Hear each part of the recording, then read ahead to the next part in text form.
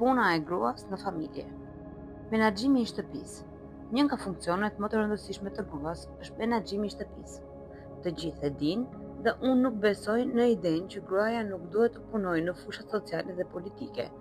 Jo, nuk ka problem me këtë, por nëse nënkuptohet se po e poshtorojnë menaxhimin e shtëpisë, kjo sjellje është mëkat. Menaxhimi i shtëpisë është një punë e madhe, e rëndësishme, e ndjeshme, një punë që kontribuon në ndërtimin e të ardhmes. Lindja e fëmijëve është një luftë e madhe dhe fatkeqësisht, për shkak të gabimeve tona dhe pasigurisë sonë, e kemi injoruar këtë periudhë kohore.